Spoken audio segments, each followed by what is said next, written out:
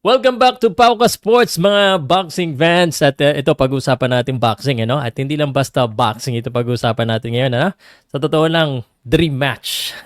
Ang tanong ko sa inyo, sinong mananalo sa laban ni Canelo Alvarez at saka ni Terence Crawford pag yan ay tuluyan na talagang nangyari sa darating na September? Explain ko sa inyo kung bakit ito ang pinili ko, pero baka hindi kayo maniwala.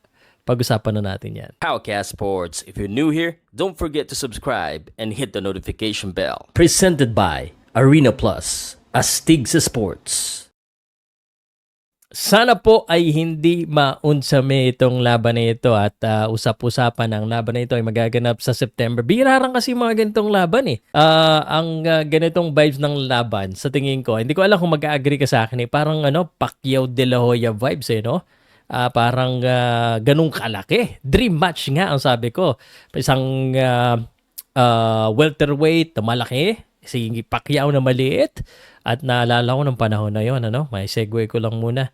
Halos walang naniniwala kay Manny Pacquiao. Sobrang liit daw ni Manny Pacquiao. Hindi niya kaya si Oscar De La Hoya. Pero anyari, dinurog lang ni Manny Pacquiao si De La Hoya.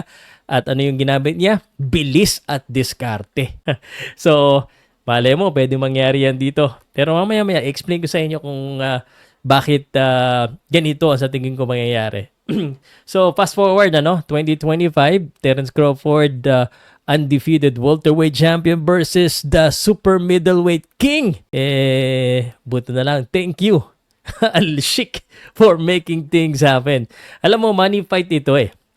Sa totoo lang, they're not in the same division. Itong si Terence Crawford dapat ang makakalaban ito si Errol Spence. Pero pagkatapos niyang bugbugin si Errol Spence, parang hindi na ganun ka-exciting eh. Tsaka parang si Errol Spence, ayaw na rin mo naman yata kalabahanan itong si Terence Crawford. Samantala, itong si Canelo naman, sa totoo lang, ang gusto ng karamihan is si David Benavidez. Pero may laban si David Benavidez, malapit na ha. Pero ang katotohanan niyan, hindi dahil sa hindi available si Benavidez. Talaga. Ayaw yata talaga ni Canelo Alvarez kay David Benavidez. Naku naman, Mexican pareho. Anyway, pag-usapan na natin yung keys to win at let me know kung agree ka sa keys to win ko ha. Para po kay Canelo Alvarez at kung gusto mo ng medyo mabasa yung keys to win ko, sinulat ko na pala yan sa website ko. Pakivisit naman yung paukas.net. Ni-revive ko yan yung blog ko. So, every now and then may mga articles tayo doon na walang video kasi ang hirap gumawa ng video eh. Anyway, for Canelo, unang-una gamitin niya yung size advantage niya. Obviously, mas malaki siya. Well, he's not significantly big. I think parang magkasilaki lang yata sila pero at least mas sanay si Canelo sa mga malalaking laban. At if we're gonna talk about power, I would give the power to Canelo Alvarez. So, advantage niya yan. At saka, bukan lumaban yan. Grabe yung mga banti yan si Canelo Alvarez. Dudurugin ka talaga yan. So, that's the advantage of Canelo Alvarez. Terence Crawford naman, footwork ang kailangan niya. At dapat yan, talagang hindi siya magpapa-corner kasi pag nagpa-corner siya kay Canelo, naku, lintik talaga. Kailangan hindi siya ma-corner ng pressure ni Canelo because I'm thinking yan ang gagawin niya. At switching style. Sabi nga ni Uncle Bob, kaya daw talunin ni Crawford si Floyd Mayweather. Yan ay kung mangyayari. Imposible yung mangyari yan. So, switching style, malaking advantage yan kasi at least hindi basta-basta maabutan at kayang sumuntok, mapakaliwa, mapakanan. Pero sa totoo lang, ang laki ng advantage ni Canelo dito kasi aakyat si Crawford allegedly. And grabe yung experience niya sa mas malalaking fighter. Niisip ko na lang, baka sisiwin lang ni Canelo yung suntok ni Crawford. Diba? Pero pwede nating isipin niya. Pero malay naman natin, mas lumakas si Crawford kasi mas tumaas ang timbang niya eh.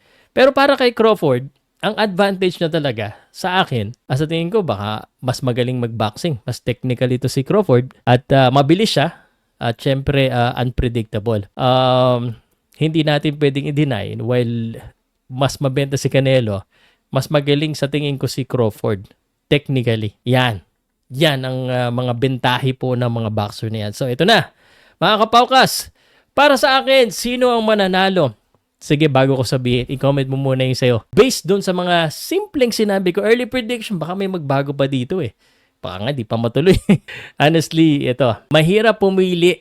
At sa tingin ko si Canelo mas malaki at siya ang dadayuhin. So, I have to pick Canelo. Bakit? Tingin ko yung size and power magiging deciding factor. Pero hindi to walk in the park mahirap to. Kasi pwede rin naman gamitin ni Crawford yung diskarte tsaka bilis niya. Gaya po ng ginawa ni Pacquiao. Kala nyo si Crawford pipiliin ko. Actually, medyo 50-50 ako nung una pero dahil 168, iba pa rin. That's why sinasabi ko lagi, kaya nga may weight division eh. Pero that's just my opinion, ano? Kayo, sino po yung bet nyo at bakit? Comment nyo dyan sa baba, pag-usapan po natin. At syempre, salamat sa pakikinig. Magbalik kayo next time sa mga updates at discussion natin sa boxing, basketball at iba pa. At syempre, pag natuloy yan, komentary tayo. Salamat guys! Let me know kung ano sa tingin nyo dito sa laban na to.